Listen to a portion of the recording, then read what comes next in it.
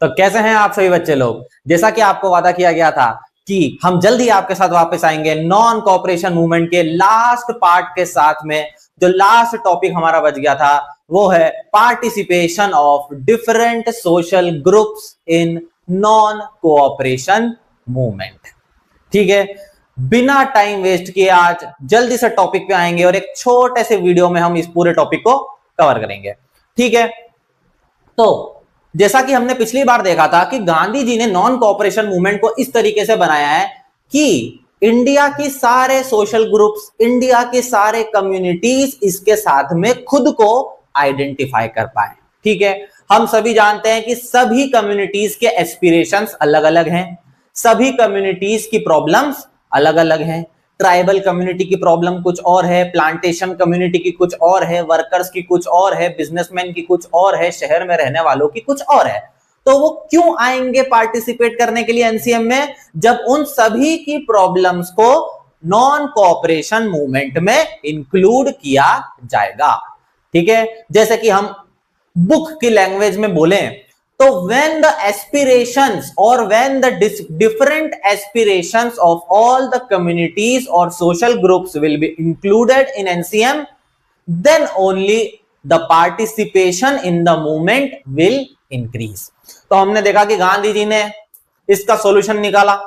पहले तो हिंदू और मुस्लिम को साथ में लेकर आए नॉन कोऑपरेशन मूवमेंट में। इसके बाद उन्होंने लोकल इश्यूज और नेशनल प्लेटफॉर्म का नारा या ऑब्जेक्टिव रखा कि सारे कम्युनिटीज आ जाओ, अपने अपने लोकल इश्यूज लेके कहां पर डील किए जाएंगे उन इश्यूज को, नॉन कोऑपरेशन मूवमेंट में। कहां पर इंक्लूड किया जाएगा उन्हें, नॉन कोऑपरेशन मूवमेंट में। ठीक है, तो नॉन कोऑपरेशन खिलाफत मूवमेंट, इसे कभी कभी नॉन कोऑपरेशन खिलाफत मूवमेंट भी कहा जाता है। यह मूवमेंट शुरू होगा आपका जनवरी 1921। डेट मार्क कर लें, जनवरी 1921 NCM will start.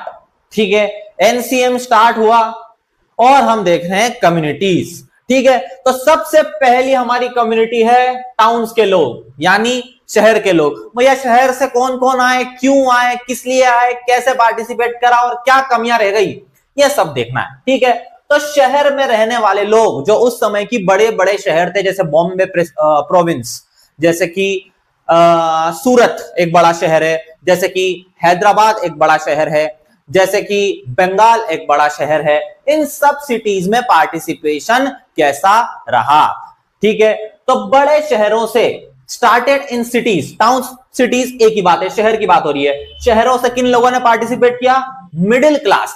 Started in cities by middle class. ठीक है, मूवमेंट या एनसीएम बड़े शहरों में चालू हुआ, किसने किया, मिडिल क्लास लोगों ने, ना अमीर लोगों ने, ना गरीब लोगों ने, किसने, मिडिल क्लास। मिडिल क्लास कौन है, teachers, lawyers, office workers, court officers, ये सब आपके मिडिल क्लास वर्ग है। आज भी यही मिडिल क्लास है, तब भी यही मिडिल क्लास थे। ठीक है, जो वर्कर्स भी नहीं है, जो बिल्कुल प्लांटेशन या फार्मर्स या किसान, छोटे छोटे किसान भी नहीं है, जो बड़े बड़े किसान भी नहीं है, जो बड़े अमीर बिजनेसमैन भी नहीं है, ये क्या है, स्मॉल जॉब या नौकरी पेशा आदमी आपका मिडिल क्लास बनाता है। तो मिडिल क्लास ने पार्टिसिपेशन किया शहरों के अंदर। क्या क्या कैसे मूवमेंट से क्या करा इन्होंने मूवमेंट को चलाने के लिए, 3 स्टेप है। बॉयकॉट करा, गवर्नमेंट स्कूल्स का बॉयकॉट, यूनिवर्सिटी का बॉयकॉट किसने किया, स्टूडेंट्स ने किया, टीचर्स ने किया। और क्या किया, बॉयकॉट किया फॉरेन गुड्स का, काउंसिल इलेक्शंस का और कोर्ट्स का। मतलब स्टूडेंट्स, टीचर्स, कोर्ट में कौन जाते हैं, लॉयर्स, जुडिशियल ऑफिसर्स, और इलेक्शन में खड़े होने वाले लोग और वोट देने वाले लोग। इन सभी ने क्या करा, बॉयकॉट करा अपने अपने कामों का, अपने अपने इंस्टीट्यूशन का। इस तरीके से नॉन कोऑपरेशन शहर में प्रैक्टिस हो रहा है। शहर में क्या कर रहे हैं, मिडिल क्लास लोग बॉयकॉट कर रहे हैं, स्कूल जाना बंद कर दिया, यूनिवर्सिटी जाना बंद कर दिया, कोर्ट जाना बंद कर दिया और काउंसिल इलेक्शन का भी कर दिया बॉयकॉट। इसी के साथ एक नया मेथड प्रोटेस्ट का यहां पर मैंने बताया गया है, पिकेट या पिकेटिंग। पिकेटिंग क्या होता है, picketing of government offices and liquor shops. ठीक है, शराब की दुकानों का पिकेट होना और गवर्नमेंट ऑफिसेस का पिकेट होना। पिकेट क्या होता है, पिकेट एक मेथड ऑफ प्रोटेस्ट है, एक तरीका है प्रोटेस्ट करने का, जहां पे सत्याग्रही या प्रोटेस्टर क्या करते हैं, ऑफिस की या बिल्डिंग की या किसी जगह की एंट्री ब्लॉक कर देते हैं, एग्जिट भी ब्लॉक कर देते हैं। मतलब क्या हुआ, भैया जो अंदर है ऑफिस के वो अंदर ही रहेगा, जो ऑफिस के बाहर है वो ऑफिस के बाहर ही रहेगा। एंट्री और एग्जिट ब्लॉक कर देना, this form of protest is called picketing. किसकी एंट्री और एग्जिट ब्लॉक करी, गवर्नमेंट ऑफिसेस की, और किसकी, लिक्वर शॉप्स की। लिक्वर क्या होता है, शराब, अल्कोहल, अल्कोहल या शराब की दुकानों की एंट्री और एग्जिट ब्लॉक कर दी, और गवर्नमेंट ऑफिसेस की एंट्री और एग्जिट ब्लॉक कर दी, ताकि कोई भी अपने काम पर ना जा सके। ठीक है, पिकेटिंग का मतलब समझ आ रहा है, टू ब्लॉक द एंट्री और एग्जिट ऑफ एनी एरिया और एनी इंस्टीट्यूशन और एनी बिल्डिंग और office is called picketing. Picketing एक मेथड है प्रोटेस्ट करने का। ठीक है, तो मिडिल क्लास में हुआ, शहरों के अंदर मिडिल क्लास लोगों ने किया शहरों के अंदर मूवमेंट को ऑर्गेनाइज। करता क्या है, boycott of foreign goods, boycott of election, boycott of schools and college and picketing of government offices and liquor shops. ठीक है, इस तरीके से मिडिल क्लास ने पार्टिसिपेट करा है। अब इसमें एक एक्सेप्शन है। ठीक है, इन्होंने किसका बॉयकॉट करा, हमने देखा काउंसिल इलेक्शंस का। काउंसिल इलेक्शन जो होने वाले थे गवर्नमेंट ऑफ इंडिया एक्ट 1919 के अकॉर्डिंग, उस इलेक्शन का बॉयकॉट कर दिया शहरों के अंदर। पर एक शहर में बॉयकॉट नहीं हुआ। कौन सा शहर है वो, मद्रास। मद्रास प्रोविंस, मद्रास के शहर में जस्टिस पार्टी ने या जस्टिस पार्टी के लोगों ने इलेक्शन का बॉयकॉट नहीं किया। ये एक एक्सेप्शन है आपका। ठीक है, शहरों में सभी लोगों ने काउंसिल इलेक्शन का बॉयकॉट किया, सिर्फ मद्रास प्रोविंस की जस्टिस पार्टी को छोड़ के। ठीक है, ऐसा क्यों, अब डिटेल में अगर नहीं जाते हुए शॉर्ट में समझे तो जस्टिस पार्टी है किन लोगों की, नॉन ब्राह्मण कम्युनिटी की, नॉन ब्राह्मण्स। ठीक है, अब इंडिया में अपन जानते हैं कि जाति सिस्टम या कास्ट सिस्टम चला आ रहा है शुरुआत से अभी तक, या ब्रिटिश गवर्नमेंट के प्रोटेस्ट के टाइम तक ज्यादातर ब्राह्मण लोग हिंदू कम्युनिटी को डोमिनेट करते आ रहे हैं, पावरफुल पोजीशन पे हैं, अमीर हैं, इलेक्शन जीतते हैं क्योंकि उनके पास पैसा है, पावर है, रुतबा है सोसाइटी में। ठीक है, तो जस्टिस पार्टी ने सोचा कि यार सारे के सारे ब्राह्मण तो इलेक्शन का बॉयकॉट कर रहे हैं, एनसीएम से जुड़े हुए हैं, सारे मिडिल क्लास जो ब्राह्मण लोग थे जो इलेक्शन लड़ते अगर मूवमेंट नहीं चलता तो, पर वो इलेक्शन लड़े क्या, नहीं लड़े, क्योंकि वो गांधी जी के साथ में और कांग्रेस पार्टी के साथ एनसीएम में जुड़ गए। तो जस्टिस पार्टी जो एक नॉन ब्राह्मण कम्युनिटीज की पार्टी है, नॉन ब्राह्मण कम्युनिटी की पार्टी, उन्होंने सोचा कि भैया यही मौका है, मौके का उठा लो फायदा। ब्राह्मण लोग तो चुनाव लड़ नहीं रहे क्योंकि एनसीएम में पार्टिसिपेट कर रहे हैं और एनसीएम का एक प्रोविजन है कि हम इलेक्शन को बॉयकॉट करेंगे। यही मौका उन्होंने हासिल किया या इसका फायदा उठाया और इलेक्शन में खड़े हो गए ताकि वो चुनाव जीत जाए, क्योंकि ब्राह्मण लोग तो चुनाव लड़ेंगे ही नहीं, बॉयकॉट कर रहे हैं एनसीएम की वजह से, तो कोई अपोजिशन होगा ही नहीं, चुनाव में खड़े होंगे, चुनाव जीत जाएंगे और पावरफुल पोजीशन पे आ जाएंगे। नॉन ब्राह्मण communities of Madras which were under the justice party thought that this is the right movement to gain some powerful positions in the elections or in the province। तो इलेक्शन लड़ो, जीत जाओ। ठीक है, ये एक एक्सेप्शन है आपका, सभी लोगों ने पार्टिसिपेट किया या काउंसिल इलेक्शन को बॉयकॉट किया except the justice party of Madras province. ठीक है, इसके बाद इस मूवमेंट के कुछ इकोनॉमिक रिपरकशन भी हुए, कुछ इकोनॉमिक प्रॉब्लम्स भी हुई। ठीक है, उससे पहले अपन समझ लेते हैं कि कुछ टाइम बाद ये मूवमेंट स्लो डाउन हो गया। Reasons for slowing down of the movement, शुरुआत में तो शहरों में बढ़ चढ़ के लोगों ने पार्टिसिपेट किया, पर कुछ टाइम में यह मूवमेंट हो गया स्लो डाउन। क्यों हो गया स्लो डाउन भैया, क्योंकि इन्होंने क्या करा, फॉरेन गुड्स का कर दिया बॉयकॉट ऑफ फॉरेन गुड्स। उसकी जगह पे क्या बोला गांधी जी ने कि भैया खादी का कपड़ा वापरो, खादी क्लॉथ यूज करना है, पर खादी क्लॉथ बहुत महंगा है, खादी क्लॉथ इज एक्सपेंसिव। तो मूवमेंट जब शुरू हुआ 2-4 महीने तो लोगों ने खरीदा खादी का कपड़ा, पर खादी महंगा होने की वजह से लोगों को फैक्ट्री में बना हुआ क्लॉथ जो ब्रिटेन से आ रहा था, क्योंकि वो सस्ता था, लोगों को उसे वापस से खरीदना या यूज करना शुरू करना पड़ा। Because khadi was expensive, this movement slowed down or boycott of foreign goods was not possible anymore. ठीक है, खादी एक्सपेंसिव होने की वजह से फॉरेन गुड्स का बॉयकॉट ज्यादा दिन तक नहीं चल पाया। दूसरा, नो पैरेलल इंस्टीट्यूशंस। ठीक है, अब ये क्या होता है, पैरेलल इंस्टीट्यूशन का नहीं होना या लैक ऑफ पैरेलल इंस्टीट्यूशन। ठीक है, अब क्या करा इस मूवमेंट में, क्या करा, स्कूल्स को बॉयकॉट करा, यूनिवर्सिटीज को बॉयकॉट करा, कोर्ट रूम को बॉयकॉट करा। पर लोगों ने बॉयकॉट तो कर दिया, पर यार कोई प्राइवेट या इंडियंस के द्वारा चलाया जाने वाला कोई दूसरा स्कूल तो है ही नहीं, कोई दूसरा बड़ा यूनिवर्सिटी तो है ही नहीं जो क्वालिटी एजुकेशन प्रोवाइड कर सके, कोई दूसरा कोर्ट रूम तो है ही नहीं। तो जिन लोगों ने बॉयकॉट करा है, जो लोग अपना काम धंधा, स्टूडेंट्स लोग, टीचर्स लोग, कोर्ट ऑफिसर्स, लॉयर्स, ये सब काम धंधा छोड़ के प्रोटेस्ट कर रहे हैं, ये कब तक प्रोटेस्ट करेंगे? एक दिन, 2 दिन, एक हफ्ता, 1 महीना, 2 महीना, 3 महीना, 6 महीना, कब तक? कभी न कभी तो कमाने के लिए लौटना ही होगा, क्योंकि और कोई स्कूल और कोई कॉलेज और कोई कोर्ट तो है ही नहीं कंट्री में जो पूरी तरीके से इंडियन ओन्ड हो और इंडियन ऑपरेटेड हो। तो इसे बोला जाता है लैक ऑफ या नो पैरेलल इंस्टीट्यूशन। इंस्टीट्यूशन क्या है यहां पर? स्कूल, कॉलेज, कोर्ट्स, कोई दूसरा इंस्टीट्यूट था ही नहीं। तो इन्होंने नौकरी छोड़ दी, प्रोटेस्ट करने आए, पर कब तक छोड़ेंगे? तनख्वाह तो आ ही नहीं रही है, काम पे जाना बंद कर दिया। तो इसका मतलब यह है कि कोई दूसरा इंस्टीट्यूशन नहीं था जहां पर ये जाके काम कर सके या ज्वाइन कर सके ताकि उनकी सैलरी आ सके। इसलिए कुछ दिनों बाद शहर के लॉयर्स ने, स्कूल्स, टीचर्स ने, यूनिवर्सिटी के प्रोफेसर्स ने वापस से अपने अपने इंस्टीट्यूशन में जाना शुरू कर दिया। ठीक है, इन 2 कारणों की वजह से कुछ टाइम बाद शहरों में मूवमेंट स्लो डाउन हो गया। ठीक है, आ रहा है समझ में? ठीक है, नेक्स्ट है आपका कि इसके क्या इकोनॉमिक कॉन्सिक्वेंसेस होंगे? इकोनॉमिक कॉन्सिक्वेंसेस बिल्कुल होंगे, क्योंकि क्या हुआ, आपने फॉरेन गुड्स को बॉयकॉट कर दिया।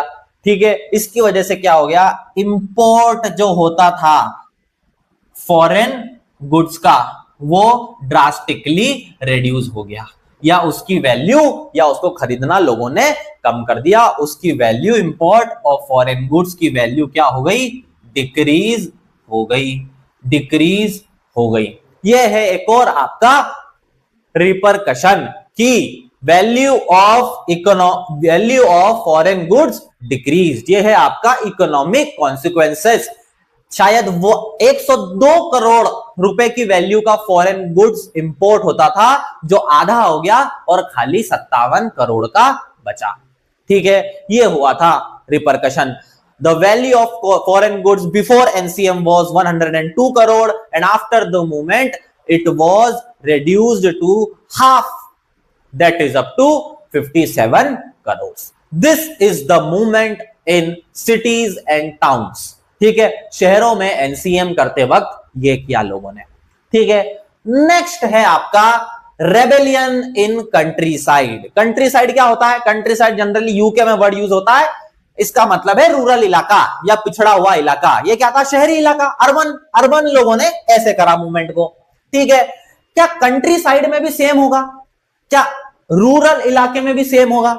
ठीक है, इसे पढ़ते हैं। तो पहले पढ़ते हैं रूरल या कंट्री साइड में रहने वाले पीजेंट्स के बारे में। ठीक है, पीजेंट्स मतलब छोटे छोटे किसान, फार्मर्स के बारे में, छोटे छोटे वर्कर्स के बारे में, कि उन लोगों ने मूवमेंट को कैसे एस्पायर किया, उनकी प्रॉब्लम्स क्या थी, उन्होंने कैसे अपने आप को आइडेंटिफाई किया, उन्होंने क्या किया एनसीएम करते वक्त। तो पीजेंट्स की बात कर रहे हैं अपन, कहां के पीजेंट्स की? अवध के पीजेंट्स की। Peasants movement in Awadh. तो पीजेंट मूवमेंट इन अवध किसने लीड किया था? बाबा रामचंद्र। बाबा रामचंद्र एक इंडेंचर्ड लेबर है, एक लेबर थे जो फीजी से आए थे इंडिया में। उन्होंने पीजेंट मूवमेंट को लीड किया अवध के अंदर। ठीक है, पीजेंट मूवमेंट मतलब छोटे छोटे किसानों ने किस तरीके से आइडेंटिफाई किया, कैसे पार्टिसिपेट किया, उन्होंने रीजंस क्या बताया भैया, क्यों पार्टिसिपेट किया था छोटे छोटे किसानों ने? उनको रेंट की प्रॉब्लम थी। ठीक है, मतलब छोटे छोटे किसान किससे परेशान थे? बड़े बड़े लैंडलॉर्ड से, ताल्लुकदारों से, जागीरदारों से, जमींदारों से। क्योंकि अपन जानते हैं कि जमींदारी की प्रथा चलती आ रही है हिंदुस्तान में। ब्रिटिश गवर्नमेंट भी जमींदारों से ही डील करती थी, उनसे बोलती थी जाओ जाके टैक्स कलेक्ट करो, और वो जाते थे छोटे छोटे फार्मर को, किसानों को जबरदस्ती घर में घुसते थे, उनसे सामान लूटते थे, पैसा लूटते थे और ब्रिटिश को टैक्स कलेक्ट करके देते थे। यही सिस्टम चल रहा था। तो लैंडलॉर्ड्स बड़ा ही ऑप्रेसिव थे, छोटे छोटे किसानों का बड़ा शोषण या एक्सप्लॉइटेशन किया करते थे।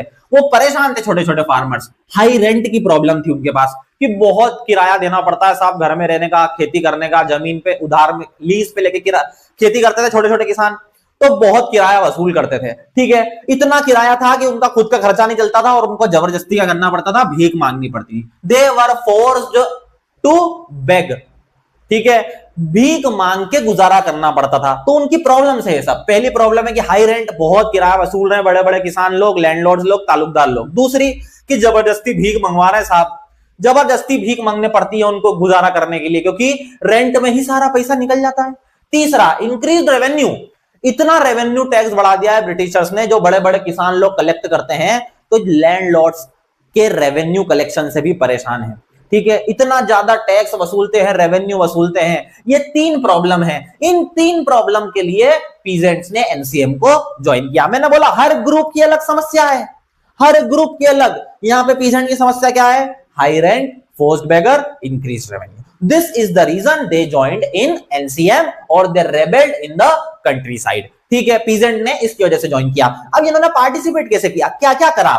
तो सबसे पहले क्या करा, जवाहरलाल नेहरू वहां पे आते हैं 1920 में दौरे पे अवध में, और जवाहरलाल नेहरू, बाबा रामचंद्र और बाकी सब लीडर्स मिलकर क्या करते हैं, 1920 में अवध किसान सभा बना लेते हैं। इन किसानों को या पीजेंट्स को एक साथ संगठन, ऑर्गेनाइजेशन, पार्टी टाइप बना लेते हैं, और ये पार्टी बाद में पूरे हिंदुस्तान में फैल जाती है। अवध में पहली ब्रांच बनती है और बाद में ये 200, 250, 300 के करीब ब्रांचेस बन जाती है all over India. Jawaharlal Nehru आए, अवध किसान सभा बना दी, ताकि एक ऑर्गेनाइजेशन पूरी तरीके से अब 1921 में जैसे एनसीएम शुरू होगा प्रोटेस्ट करने लग जाएगा। दूसरा काम क्या किया, ये बॉयकॉट करेंगे, किसका? ऑपरेसिव लैंडलॉर्ड्स का। जैसे मूवमेंट चालू होगा, इनको ये सब अपनी बातें मनवानी है तो लैंडलॉर्ड्स का कर देंगे बॉयकॉट। ठीक है, बॉयकॉट कैसे करेंगे कि भैया ये छोटे छोटे किसानों पे डिपेंडेंट है, बड़े बड़े किसान, उन क्या काम करते हैं, छोटे छोटे काम करते हैं। ठीक है, झाड़ू पोछा, उनका सर्विस प्रोवाइड करना, ये सब सर्विस प्रोवाइड करने से उनको मना कर देंगे। ठीक है, जैसे कि उसका एक एग्जांपल है कि नाई धोबी बंद, ठीक है, बाल कटिंग, दाढ़ी बनाना और धोबी, कपड़े वपड़े धोना, ठीक है, ये सब सर्विसेज लैंडलॉर्ड्स को प्रोवाइड करने से मना कर देंगे। ठीक है, इस तरीके से करेंगे वो लैंडलॉर्ड्स का बॉयकॉट, लैंडलॉर्ड्स का बॉयकॉट। ठीक है, उनको छोटी छोटी बाल काटने से मना हुआ। लैंडलॉर्ड आया, मेरे दुकान पे नहीं आना, मैं नहीं काटूंगा तेरे बाल। ठीक है, तेरे कपड़े हम नहीं धोने वाले, लैंडलॉर्ड्स के कपड़े हम नहीं धोएंगे, बाल बाल नहीं काटेंगे। इस तरीके से लैंडलॉर्ड्स का करना है बॉयकॉट, इसे बोला जाता है। ये तीन मेथड है या तीन फीचर है। अवध किसान सभा बनी, बॉयकॉट करेंगे लैंडलॉर्ड का, किस तरीके से? उन्हें सर्विस प्रोवाइड करने से मना कर देंगे, उनके कपड़े धोने से मना कर देंगे, बाल काटने से मना कर देंगे। This is how the movement was organised in countryside. इसके और भी लोग हैं, कंट्री साइड में अलग अलग वैरायटी के लोग मिलेंगे। शहर में तो यही लोग थे, रूरल एरियाज में ये बात करी हमने पीजेंट्स की। इसके बाद दो और हैं, ट्राइबल लोग, वो भी तो रूरल एरिया में रहते हैं, प्लांटेशन वर्कर्स, वो भी तो रूरल एरिया में रहते हैं। ठीक है, तो जल्दी से हम उनके ऊपर आते हैं। ठीक है, तो इस तरीके से पार्टिसिपेट किया था टाउन्स में, इस तरीके से किया था पीजेंट्स ऑफ अवध ने। ठीक है, अब होता क्या है, जैसे जैसे मूवमेंट आगे बढ़ता है, हमने देखा यहां पे तो स्लो डाउन हो गया। यहां पे क्या हुआ, जैसे जैसे मूवमेंट आगे बढ़ा, यहां पर वायलेंस होना शुरू हो गया। यहां पे क्या होता, मूवमेंट स्लो डाउन हो गया था। जैसे जैसे आगे बढ़ा था मूवमेंट स्लो डाउन हो गया था, क्योंकि खादी एक्सपेंसिव थी और पैरेलल इंस्टीट्यूशन नहीं थे। यहां पे जैसे ही समय बीता, एनसीएम को थोड़ा टाइम हुआ, यहां पे वायलेंस होना शुरू हो गया। छोटे छोटे किसानों ने क्या करा, गांधी जी के नाम पे वायलेंस करना शुरू किया। उन्होंने बोला भैया गांधी राज तो आ गया है, अब क्या करेंगे, हम जमीन आपस में बांट लेंगे। जैसे ही इंडिपेंडेंस मिलती है या जैसे ही गांधी का राज आएगा, वैसे ही क्या होगी, सारी जमीन गांव की या अवध की आपस में बांट ली जाएगी, इक्वल डिस्ट्रीब्यूशन ऑफ लैंड हो जाएगा। तो गांधी जी के नाम पे उन्होंने क्या करा, लैंडलॉर्ड्स के घरों पे अटैक कर दिया, ऑफिसेस पे अटैक कर दिया, ग्रेन्स को होर्ड करने लग गए, और इस तरीके से वायलेंस स्प्रेड हो गया।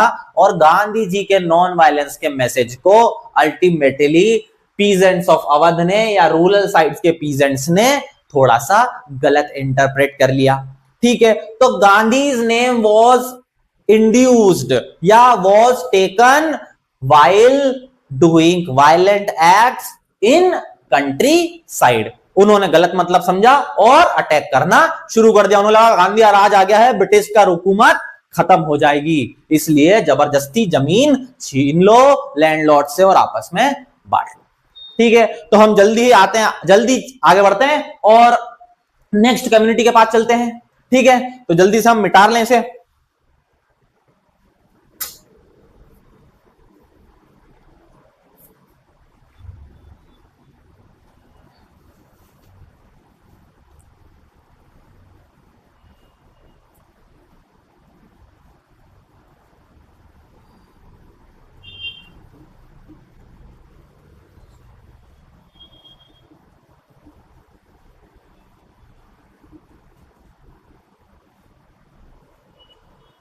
ठीक है बच्चों, मिटाना हो गया है और नेक्स्ट कम्युनिटी होगी आपकी tribal people of Andhra Pradesh. Country side में ही रहने वाले ट्राइबल लोगों ने एनसीएम को किस तरीके से इंटरप्रेट करा है। तो चलिए, सेकंड कम्युनिटी आपकी या सेकंड सोशल ग्रुप है ट्राइबल्स। कहां के ट्राइबल्स? आंध्र प्रदेश के tribals. Tribal movement in Andhra Pradesh. ठीक है, कहां पे शुरू हुआ है? ग्यूडेम हिल्स, एक हिल्स है, पहाड़ी है, वहां के ट्राइबल जो आंध्र प्रदेश में हैं, उन लोगों ने कैसे आइडेंटिफाई किया अपने आप को नॉन कोऑपरेशन मूवमेंट के साथ में। ठीक है, तो जल्दी जल्दी आगे बढ़ेंगे।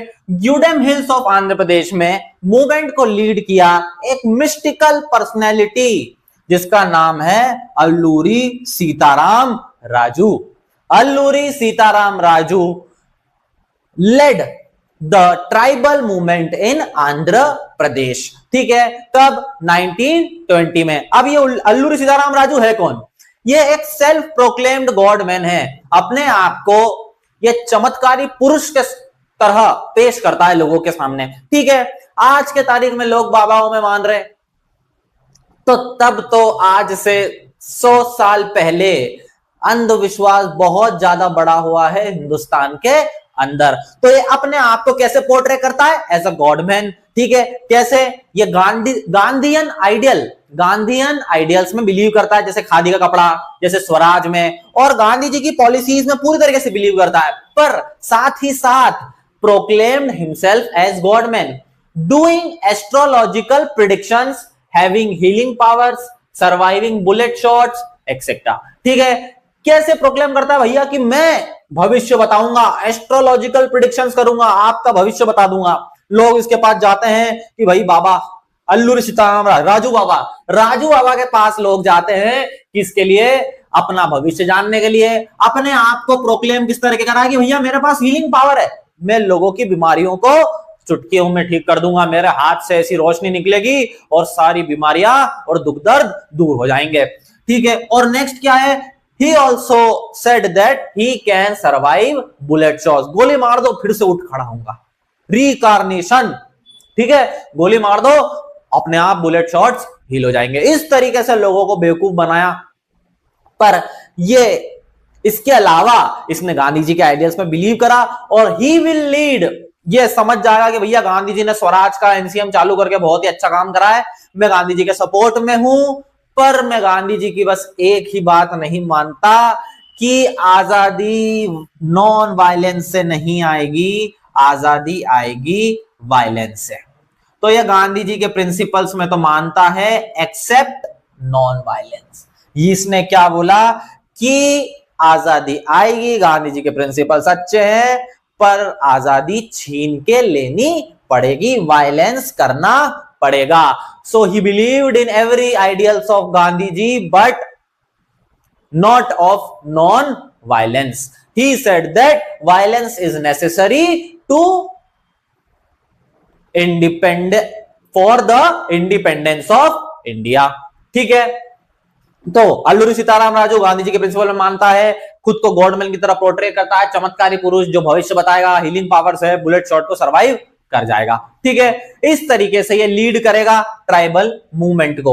लोग इसमें मानते हैं क्योंकि चमत्कारी बाबा है, तो लोग इसमें मानेंगे और गांधी जी के साथ में ये एनसीएम में जुड़ेगा। तो भाई ट्राइबल लोगों की समस्या क्या है, आखिर क्यों वो लोग एनसीएम में पार्टिसिपेट करना चाहते हैं? तो ठीक है, ट्राइबल लोग कहां रहते हैं, हम सभी जानते हैं कि जंगल में रहते हैं भैया, फॉरेस्ट ड्वेलर्स ट्राइबल्स लोग हैं, ठीक है। तो इनकी प्रॉब्लम भी फॉरेस्ट से जुड़ी हुई होगी। सिंपल लॉजिक लगाने की कोशिश करें कि गवर्नमेंट ने फॉरेस्ट एक्ट पास किया था, उसके according tribal peoples were restricted to enter in forest, कि उन्हें जंगलों में जाने नहीं दिया जाता था, जंगलों में एंट्री उनकी बंद कर दी, ठीक है। क्योंकि ब्रिटिशर्स फॉरेस्ट प्लांटेशन कर रहे थे, अपन ने देखा था पिछली बार, रेलवे के लिए, स्लीपर्स बनाने के लिए, शिप्स बनाने के लिए, तो उन्होंने ट्राइबल्स की एंट्री पे रोक लगा दी। अब ट्राइबल लोग तो भैया सर्वाइव ही कर पा रहे हैं, क्योंकि जंगल ही उनके लिए भगवान है, वहीं से उनका खाना, रोजगार, डेली की नीड्स की जरूरतें आती है, ठीक है। अब उन्हें फॉरेस्ट में जाने से रोक दिया तो वो लोग एनसीएम में आ गए।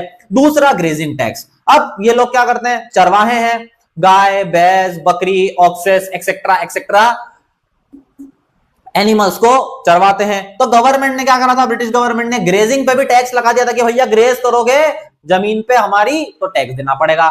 इस दो कारणों की वजह से कि उनकी रेस्ट्रिक्शन हो गई फॉरेस्ट में और ग्रेजिंग टैक्स लग गया, इस वजह से ट्राइबल एनसीएम से जुड़े। This are the two problems of tribal people. End में कंक्लूजन क्या हुआ कि अल्लूरी सीताराम राजू ने एनसीएम जैसे ही चालू होता है आर्म्ड गुरिल्ला मूवमेंट चालू कर दिया।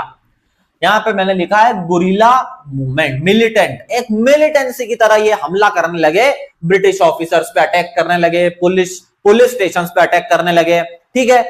गुरिल्ला मूवमेंट का मतलब क्या होता है कि छुप के वार करना। जब सामने वाला एनिमी आपसे नंबर में ज्यादा हो और आप कम हो तो आप क्या करोगे, रात के अंधेरे में आओगे, हमला कर दोगे, वापिस भाग जाओगे मार के, ठीक है। जिस तरीके से मराठा एम्पायर ने मुगलों को हराया या उन पे हमला करते थे, पहाड़ियों पे रहते थे, हिल्स पे इनके स्टेशन होते थे मराठा, पहाड़ी के छुपके से एक ऐसे रास्ते से निकलते थे, हमला करते थे और वापस भाग जाते थे, ठीक है। क्या करो, उनके खाने को जला दो, घोड़ों को मार दो। इस तरीके से मिलिटेंट एक्ट करते हैं, अंधेरे में छुप कर एक्ट करना is a militant guerrilla movement. क्योंकि आप नंबर में कम हो, आपके पास हथियार कम टेक्नोलॉजी के हैं या कम एफिशिएंसी के हैं, इसलिए आप गुरिल्ला टैक्टिक्स का यूज करते हो। तो इसी गुरिल्ला टैक्टिक्स का यूज करके अल्लूरी सीताराम राजू के गुडेम हिल्स के रेबल्स ने पुलिस स्टेशन पे अटैक करा। पर आप जानते हैं क्योंकि ब्रिटिश ऑफिसर्स, ब्रिटिश पुलिस ज्यादा नंबर में थे, ज्यादा एडवांस थे, ज्यादा अच्छे से ट्रेंड थे, तो अल्टीमेटली उन्हें बुरी तरीके से सप्रेस कर दिया गया। बहुत सारे ट्राइबल्स की मृत्यु हुई इसी में और अल्टीमेटली अल्लूरी सीताराम राजू को कैप्चर कर लिया जाता है 1924 में और एग्जीक्यूट या फांसी भी दे दी जाती है, ठीक है। तो this is all about the second community of countryside और rural area, the tribals of Andhra Pradesh. तो लास्ट कम्युनिटी रह गई है हमारी, वो है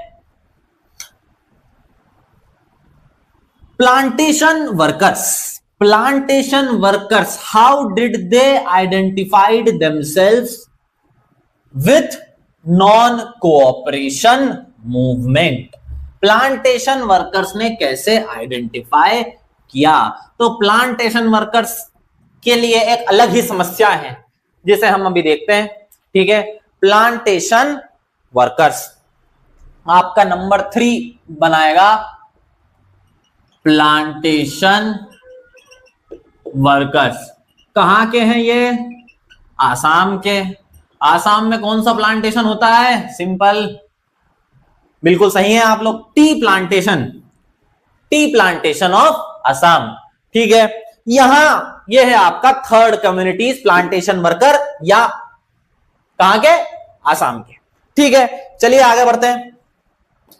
तो प्लांटेशन वर्कर्स असम के, ठीक है, इनको अब प्लांटेशन करते कौन थे? जनरली हमें पता होना चाहिए कि इन टी प्लांटेशंस में माइग्रेंट लेबरर्स काम करते थे, जिन्हें क्या करते थे, आसपास के दूसरे उत्तर प्रदेश, बिहार, तमिलनाडु एक्सेट्रा स्टेट से गवर्नमेंट या ब्रिटिश गवर्नमेंट लेके आई है और उनसे असम में प्लांटेशन में वर्किंग करवाती है, ठीक है। अब ये लोग क्या है, अपने घर से बहुत दूर है और इन्हें घर पे वापस नहीं आने देना है, क्योंकि फिर क्या होगा, गवर्नमेंट की यील्ड या प्रोडक्शन में कमी आ जाएगी, एफिशिएंसी कम हो जाएगी प्लांटेशन साइट्स की, इसीलिए इन्हें पकड़ के वहीं रखते थे और एक्स्ट्रा आवर्स 15-15, 16-16 घंटे मजदूरी कराते थे प्लांटेशन एग्रीकल्चर के अंदर।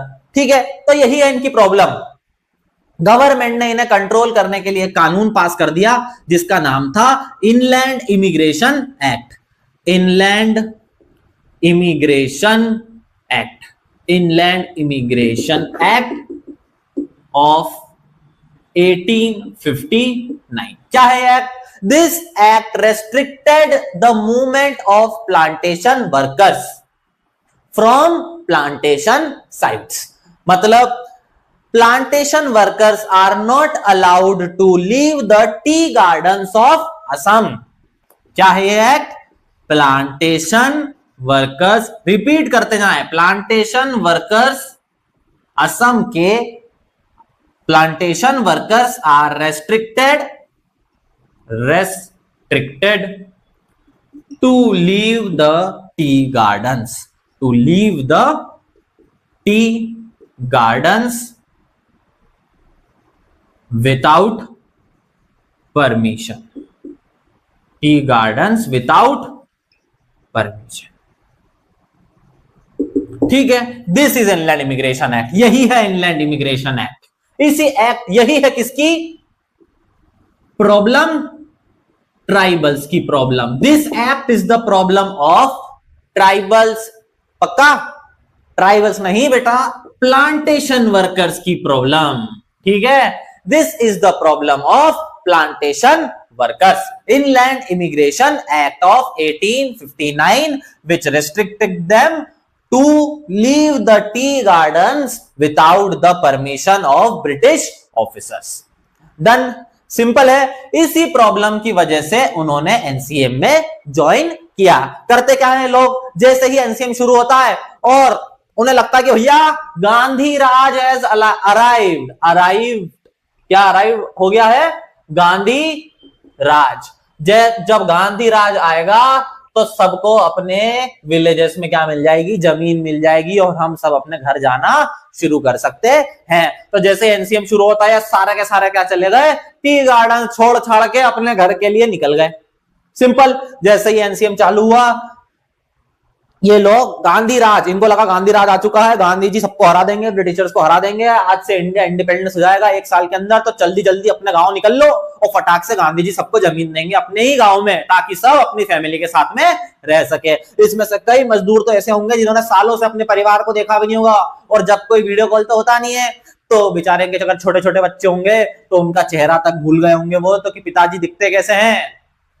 ठीक है, this is the problem, they are missing their families. वो अपना गांव, अपना शहर, अपना इलाका, अपने लोगों को याद कर रहे हैं, और इसीलिए जैसे ही एनसीएम चालू होता है वो निकल जाते हैं अपने अपने घर की ओर। लेकिन एनसीएम में हमने देखा था कि बॉयकॉट हो रहा है बाय एवरीबॉडी। मतलब क्या है कि रेलवे वर्कर्स, ठीक है, और स्टीम वर्कर्स सभी क्या हैं? स्ट्राइक पे हैं। रेलवे बंद है तो ये लोग गए रेलवे स्टेशन की चलो ट्रेन पकड़ के अपने गांव, और पता चला कि रेलवे स्टेशन तो बंद है क्योंकि रेलवे वर्कर्स की स्ट्राइक है, तो ट्रेन तो चल ही नहीं रही है। तो इसीलिए वो बेचारे पुलिस के द्वारा पकड़े गए। रास्ते में स्टेशन पर सबको पकड़ लिया गया, पुलिस मारते मारते टी गार्डन्स तक वापस लेके आई उन्होंने।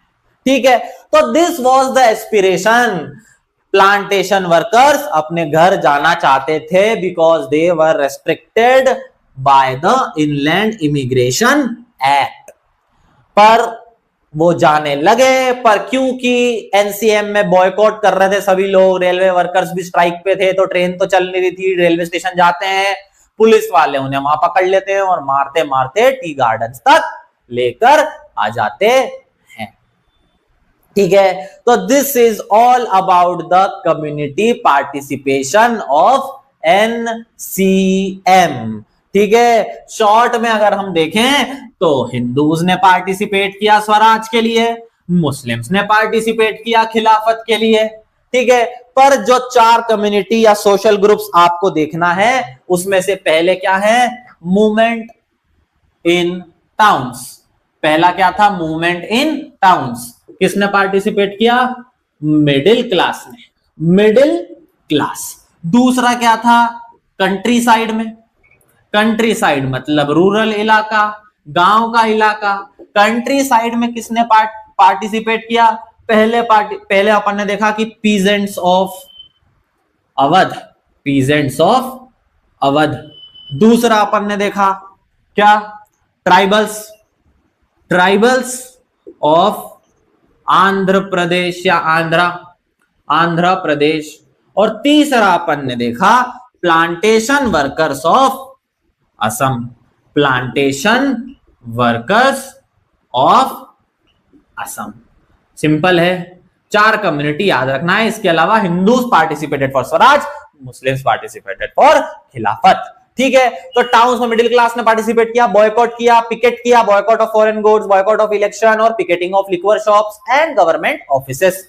कंट्री साइड में पीजेंट्स ने पार्टिसिपेट किया, क्यों, पीजेंट्स ऑफ अवध अंडर बाबा रामचंद्र, अवध किसान सभा बनी 1920 में जवाहरलाल नेहरू और बाबा रामचंद्र ने। और इन्होंने पार्टिसिपेट क्यों किया, क्योंकि ये किराया बहुत लेते थे, लैंडलॉर्ड्स और तालुकदार, उनके अगेंस्ट में लड़ाई है इनकी, किराया बहुत लेते थे, जबरदस्ती भीख मांगने पे मजबूर थे ये लोग। इसके अलावा रेवेन्यू टैक्स बहुत देना पड़ता था इनको। This was the problem of peasants of Awadh. तीसरे है tribals of Andhra Pradesh. Tribals को लीड किसने किया, अल्लूरी सीताराम राजू ने। इनकी प्रॉब्लम क्या थी कि इन्हें फॉरेस्ट में जाने से रोक दिया था गवर्नमेंट के एक्ट ने, और इन्हें अपने जानवरों को ग्रेस चरवाने के लिए भी टैक्स देना पड़ता था। This was the problem of tribal of Andhra Pradesh, और इसीलिए इन्होंने पार्टिसिपेट किया। आपकी लास्ट कम्युनिटी है plantation of workers of Assam, tea gardens. इनकी प्रॉब्लम क्या थी, इनलैंड इमिग्रेशन एक्ट 1959 का, ये इनकी प्रॉब्लम है, क्योंकि ये एक्ट इन्हें घर जाने से रोकता था और जबरदस्ती टी गार्डन में रहने के लिए मजबूर करता था। तो इस टॉपिक से या इन सभी चीजों से हमें समझ में आता है कि यार every community, every social group who were living in India under British rule has different aspiration and meaning of non-cooperation movement. सभी के लिए नॉन कॉपरेशन मूवमेंट का अलग मतलब था, सबकी अलग जरूरतें थी, पर गांधी जी ने क्योंकि यूनिवर्सल कर दिया इस मूवमेंट को, सभी की जरूरत को इनकॉर्पोरेट कर दिया मूवमेंट में, तो every community, maximum communities were able to identify themselves with non-cooperation movement. सभी लोग अपने आप को जोड़ पाए एनसीएम के साथ में। ठीक है, तो ये एनसीएम बड़ा अच्छा चलता है 1 साल तक, और फाइनली फिर से एक इंसिडेंट हो जाता है। क्या है इंसिडेंट, और this incident will lead to the withdrawal of NCM. ठीक है, क्यों बंद हो गया, रीजन, और इंक भी खत्म हो गई। ठीक है, वीडियो के एंड में आ गए अपन, इंक भी खत्म और टॉपिक भी खत्म।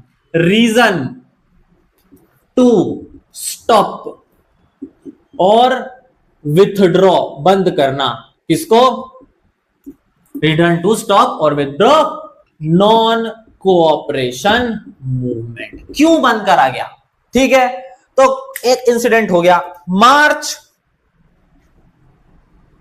1922। ठीक है, सत्याग्रही प्रोटेस्ट कर रहे थे, सत्याग्रही कहां पे, उत्तर प्रदेश गोरखपुर। ठीक है, सत्याग्रही प्रोटेस्ट कर रहे हैं मार्च 1922, कहां पे, सत्याग्रही क्या कर रहे हैं, प्रोटेस्ट कर रहे हैं उत्तर प्रदेश गोरखपुर में। ठीक है, क्या कर रहे हैं, protest.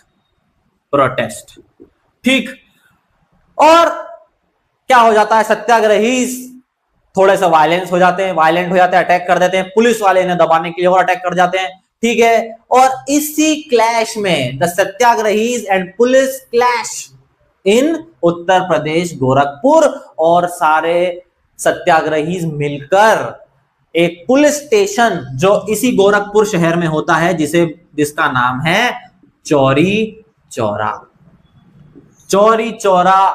Police station, Chauri Chaura police station, इस पुलिस स्टेशन में आग लगा देते हैं।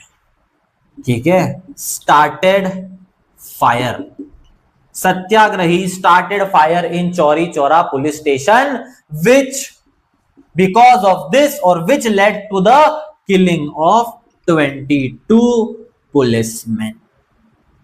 ठीक है, एक वायलेंस का इंसिडेंट हो गया। यही है आपका रीजन फॉर द विड्रॉल और the stoppage of non cooperation movement. ठीक है, चौरी चौरा में या उत्तर प्रदेश गोरखपुर में सत्याग्रही प्रोटेस्ट कर रहे हैं, वो लोग पुलिस से भिड़ गए, टकरा गए, और इसमें सत्याग्रही ने क्या करा, चौरी चौरा के पुलिस स्टेशन को आग लगा दी, जिसमें 22 पुलिसमैन मर गए या जिंदा जल गए। 22 पुलिसमैन वर किल्ड और बर्न्ड अलाइव, जिंदा जल गए या मर गए।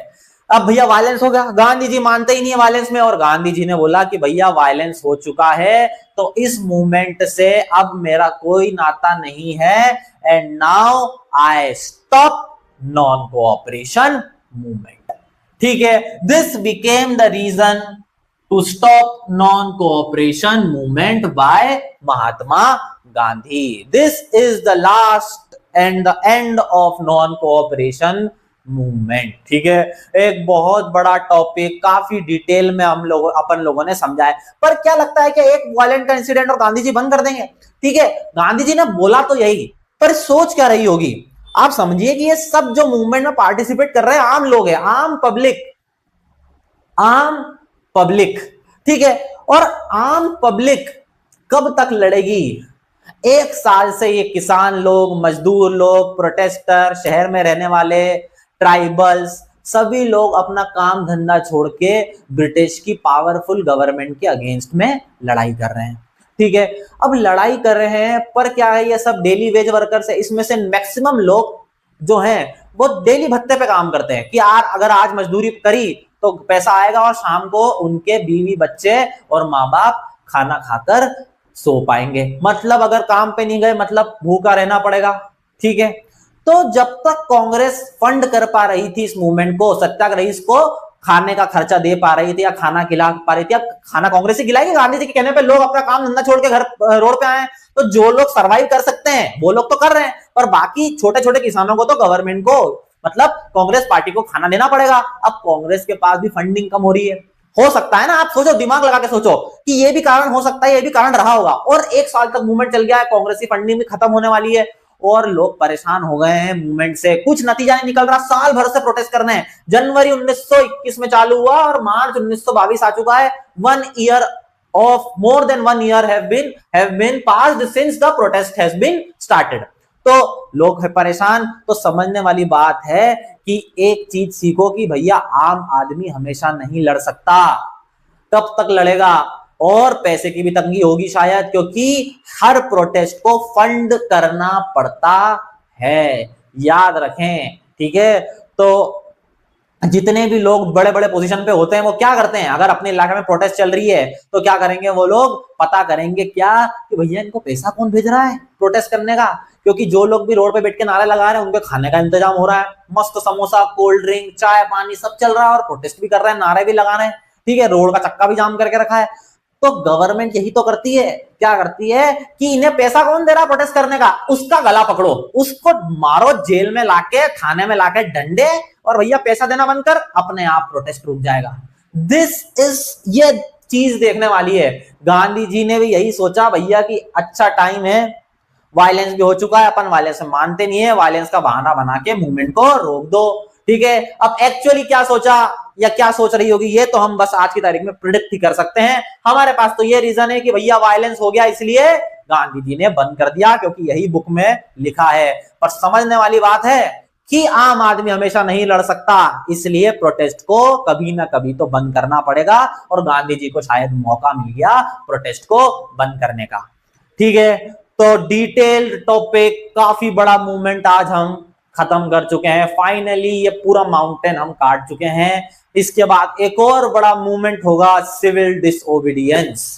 इसका भी वीडियो आपके सामने जल्दी आएगा, तो तैयार रहें, रेडी रहें, पढ़ने के लिए उत्सुक रहें। अगर आपको मजा आ रहा है तो हमारा काम या कमेंट बॉक्स में आप अपने मैसेज लीव करें। ठीक है, कोई डाउट्स हो तो उसे स्पेसिफाई करें, हम शॉर्ट वीडियो डिटेल में बना देंगे आपके लिए।